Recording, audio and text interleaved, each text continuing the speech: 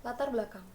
Transaksi yang mengandung benturan kepentingan berpotensi merugikan salah satu pihak karena adanya unsur kolusi dan pelanggaran prinsip keterbukaan informasi. Untuk menghindari kerugian akibat transaksi tersebut, Badan Pengawas Pasar Modal dapat mewajibkan emiten dan perusahaan publik untuk memperoleh persetujuan mayoritas pemegang saham independen. Keharusan persetujuan pemegang saham independen dipertegas kembali dalam Peraturan Badan Pengawas Pasar Modal Nomor 1X.E.1 tentang benturan kepentingan transaksi tertentu. Implementasi ketentuan tersebut mengindikasikan Badan Pengawas Pasar Modal masih terkesan kurang tegas dalam menegakkan peraturan tentang benturan kepentingan. Hal ini antara lain dapat dilihat dari kesamaan besar sanksi yang diberikan kepada perusahaan yang melanggar ketentuan tersebut. Padahal, nilai nominal pelanggaran yang dilakukan sangat bervariasi. Hal lainnya, tidak semua direksi maupun komisaris yang terlibat benturan kepentingan transaksi tertentu dikenakan sanksi. Rumusan masalah. Yang pertama, bagaimana perlindungan hukum terhadap pemegang saham independen berkaitan dengan benturan kepentingan transaksi tertentu dan bagaimana penegakan hukum benturan kepentingan transaksi tertentu di pasar modal. Yang kedua, bagaimana penegakan hukum benturan kepentingan transaksi tertentu di pasar modal. Selanjutnya itu pembahasan yang pertama, ketentuan suatu transaksi yang mengandung benturan kepentingan. Ketentuan khusus yang mengatur suatu transaksi yang mengandung benturan kepentingan adalah Peraturan Nomor 9.E.1 tentang benturan kepentingan transaksi tertentu. Ketentuan ini merupakan peraturan pelaksanaan dari Pasal 82 Ayat 2 Undang-Undang Nomor 8 Tahun 1995 tentang Pasar Modal. Ketentuan tersebut telah mengalami beberapa kali perubahan, yaitu yang pertama, Keputusan Ketua Badan Pengawas Pasar Modal Nomor 84/PM/1996 diubah dengan Cap Nomor 12/PM/1997. Selanjutnya diubah dengan Keputusan Ketua Badan Pengawas Pasar Modal Nomor 32/PM/2000 tentang perubahan Peraturan Nomor 9.E.1 tentang benturan kepentingan transaksi tertentu. Secara prinsip, peraturan tersebut mempunyai tujuan untuk, yang pertama, melindungi kepentingan pemegang saham independen. Yang kedua, mengurangi kemungkinan penyalahgunaan kekuasaan oleh direksi, komisaris, atau pemegang saham utama. Yang ketiga, melaksanakan prinsip keterbukaan dan penghormatan terhadap hak pemegang saham berdasarkan asas kesetaraan, persetujuan pemegang saham independen yang mewakili lebih dari 50% saham yang merupakan keharusan. Kata dapat diwajibkan yang dapat diartikan bukan suatu keharusan dalam Pasal 82 Ayat 2 Undang-Undang Nomor 8 Tahun 1995 tentang Pasar Modal. Dipertegas menjadi keharusan dalam Peraturan Nomor 9.E.1, yaitu jika suatu transaksi di mana direktur, komisaris, pemegang saham utama, atau pihak terafiliasi dari direktur, komisaris, atau pemegang saham utama mempunyai benturan kepentingan, maka transaksi dimaksud terlebih dahulu harus disetujui oleh para pemegang saham independen atau wakil mereka yang diberi wewenang untuk ikut dalam rapat umum pemegang saham. Persetujuan mengenai hal tersebut harus ditegaskan dalam bentuk akta notaril. Suatu transaksi yang mengandung benturan kepentingan dapat dilakukan jika telah memperoleh persetujuan para pemegang saham independen dalam rapat umum pemegang saham yang dihadiri oleh pemegang saham independen yang mewakili lebih dari 50% saham yang dimiliki oleh pemegang saham independen, dan transaksi dimaksud disetujui oleh pemegang saham independen yang mewakili lebih dari 50% saham yang dimiliki oleh pemegang saham independen.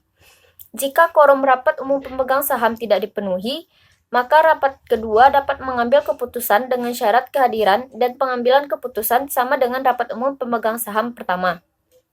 Apabila quorum rapat umum pemegang saham yang kedua itu pun belum terpenuhi, maka rapat umum pemegang saham yang ketiga hanya dapat dilakukan setelah memperoleh persetujuan dari Badan Pengawas Pasar Modal.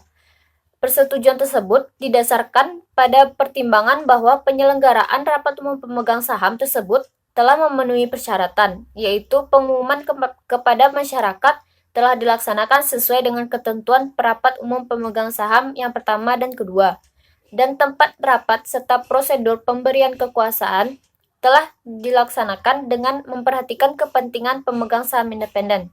Rapat umum pemegang saham yang ketiga hanya dapat menyetujui transaksi yang mengandung benturan kepentingan jika disetujui oleh pemegang saham independen yang mewakili lebih dari 50% saham yang dimiliki oleh pemegang saham independen yang hadir. Jika pemegang saham independen dalam rapat umum pemegang saham yang telah mencapai quorum tidak menyetujui transaksi yang mengandung benturan kepentingan, maka transaksi tersebut tidak dapat diajukan kembali dalam jangka 12 bulan sejak tanggal keputusan penolakan. Bentuk transaksi berbenturan kepentingan yang terjadi dalam pasar modal cukup beragam. Misalnya, perjanjian pembayaran utang, pemberlakuan pinjaman kepada pihak yang memiliki hubungan istimewa, penjualan aset kepada pihak terafiliasi, pembatalan perjanjian jual beli, dan penjaminan utang. Yang kedua yaitu mencermati penjatuhan sanksi oleh Badan Pengawas Pasar Modal. Perusahaan yang terlibat dengan benturan kepentingan transaksi tertentu tidak semuanya mendapatkan sanksi, meskipun bentuk pelanggaran dan besarnya jumlah transaksi sangat bervariatif. Namun, Badan Pengawas Pasar Modal memberikan sanksi yang sama terhadap perseroan berupa sanksi denda sebesar 500 juta. Sanksi dalam Undang-Undang Nomor 8 Tahun 1995 tentang pasar modal sangat variatif, yaitu peringatan tertulis, denda atau kewajiban untuk membayar sejumlah uang tertentu, pembatasan kegiatan usaha, dan lain sebagainya. Sanksi denda terhadap perseroan yang melakukan benturan kepentingan transaksi tertentu sebesar 100 juta, sedangkan kepada perusahaan sebesar 500 juta. Kesimpulannya, pertama, peraturan yang melindungi para pihak yang dirugikan berkaitan dengan benturan kepentingan transaksi tertentu telah cukup memadai, baik dari undang-undang terlebih peraturan Badan Pengawas Pasar Modal.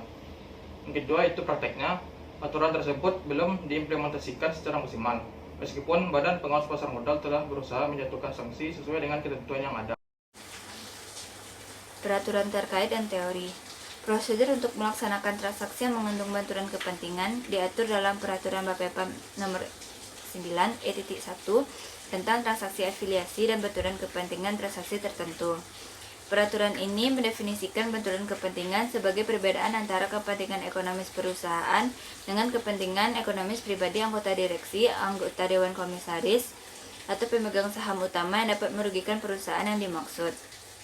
Alasan mendasar mengapa transaksi yang mengandung benturan kepentingan ini tidak dilarang dan justru diatur cara pelaksanaannya, meskipun transaksi yang menguntungkan atau transaksi yang merugikan terkesan mudah untuk dibedakan, namun pada prakteknya seringkali sulit untuk membedakan atau menilai apakah suatu transaksi tersebut merugikan atau menguntungkan. Tidak jarang perusahaan mengalami kondisi di mana transaksi yang tampak merugikan sebenarnya sangat menguntungkan bagi perusahaan. Untuk mengatur transaksi yang mengandung benturan kepentingan bagi emiten dan perusahaan publik, pada tahun 1996, Bapepam mengeluarkan Peraturan Nomor 9 E.1 tentang benturan kepentingan transaksi tertentu. Inti dari peraturan ini adalah bahwa transaksi mengandung benturan kepentingan harus terlebih dahulu mendapatkan persetujuan pemegang saham independen, yaitu saham yang tidak memiliki benturan kepentingan dengan transaksi yang hendak dilaksanakan. Sejak dikeluarkannya tahun 1996, Peraturan Nomor 9 E.1 mengalami 4 kali penyempurnaan atau perubahan, yaitu pada tahun 1997, pada tahun 2000, pada tahun 2008, dan pada tahun 2009. Baiklah, selanjutnya itu tentang Peraturan Nomor 9.E.1 sebelum revisi tahun 2008. Sebelum revisi tahun 2008, Peraturan Nomor 9.E.1 hanya mengatur tentang transaksi benturan kepentingan dan tidak menyinggung mengenai transaksi afiliasi. Peraturan ini mewajibkan transaksi yang mengandung benturan kepentingan mendapat persetujuan pemegang saham yang independen. Meskipun terlihat sederhana, pengawasan atas pelaksanaan peraturan ini mengalami banyak keterbatasan. Permasalahan utama dalam pengawasan terhadap kegiatan yang mengandung benturan kepentingan adalah bagaimana membuktikan bahwa suatu transaksi mengandung benturan kepentingan. Karena pembuktian hal tersebut sangat sulit, maka Bapepam LK melakukan pemeriksaan atas transaksi afiliasi yang dilakukan perusahaan untuk melihat apakah transaksi tersebut mengandung benturan kepentingan atau tidak. Pemeriksaan ini dilakukan bukan karena transaksi afiliasi adalah sama dengan transaksi yang mengandung benturan kepentingan, namun karena adanya hubungan afiliasi antara pihak yang mengambil keputusan dalam transaksi dapat merupakan indikasi bahwa transaksi tersebut mengandung benturan kepentingan. Baiklah, selanjutnya itu ada tentang peraturan nomor 9.e.1 revisi tahun 2008 dan setelahnya. Diaturnya prosedur pelaksanaan transaksi afiliasi mengakibatkan perubahan paradigma yang signifikan, baik dari sisi perusahaan maupun dari sisi regulator. Apabila sebelumnya regulator bersikap aktif dengan memeriksa apakah transaksi afiliasi yang dilakukan perusahaan mengandung benturan kepentingan, setelah revisi tahun 2008, perusahaanlah yang harus bersikap aktif. Perusahaan diberi tanggung jawab yang besar untuk memberikan penilaian sendiri, apakah suatu transaksi mengandung benturan kepentingan atau tidak. Di satu pihak, kewajiban perusahaan menjadi lebih ringan, karena tidak perlu mengadakan RUPS independen setiap kali akan melakukan transaksi afiliasi. Namun, di lain pihak, tanggung jawabnya terhadap transaksi benturan kepentingan menjadi lebih besar. Terlebih lagi, peraturan nomor 9.e.1 terkini yaitu peraturan nomor 9.e.1 revisi tanggal 25 November 2009 menegaskan bahwa transaksi yang mengandung benturan kepentingan bukan hanya dapat berasal dari transaksi afiliasi, namun juga dapat berasal dari transaksi dengan pihak ketiga. Beberapa hal pokok yang diatur dalam peraturan nomor 9.e.1 terkini adalah sebagai berikut. Yang pertama, pengertian transaksi. Transaksi adalah aktivitas dalam rangka memberikan atau mendapatkan penjaminan, memperoleh, melepaskan, menggunakan atau menjaminkan aset, dan memperoleh, melepaskan atau menggunakan jasa. Transaksi juga mencakup kegiatan mengadakan kontrak sehubungan dengan aktivitas-aktivitas yang disebut di atas. Yang kedua, definisi dan prosedur transaksi afiliasi. Transaksi afiliasi adalah transaksi yang dilakukan oleh perusahaan atau perusahaan terkendali dengan afiliasi dari perusahaan atau afiliasi dari anggota direksi, anggota dewan komisaris, atau pemegang saham utama perusahaan. Yang ketiga, transaksi yang mengandung benturan kepentingan. Transaksi yang mengandung benturan kepentingan wajib terlebih dahulu mendapatkan persetujuan RUPS independen. Sebagaimana disebutkan di atas, kewajiban persetujuan RUPS independen ini dapat diperlukan agar keputusan boleh tidaknya transaksi tersebut dilakukan tidak ditentukan oleh pihak-pihak yang memiliki benturan kepentingan dengan perusahaan. Peraturan nomor 9E1 menyebutkan beberapa transaksi benturan kepentingan yang tidak diwajibkan diminta persetujuan RUPS independen. Transaksi-transaksi tersebut antara lain adalah 1. Pemberian fasilitas kepada anggota Dewan Komisaris, anggota direksi, dan pemegang saham utama yang juga menjabat sebagai karyawan, sepanjang fasilitas tersebut langsung berhubungan dengan tanggung jawab mereka terhadap perusahaan, sesuai dengan kebijakan perusahaan dan telah disetujui RUPS. 2.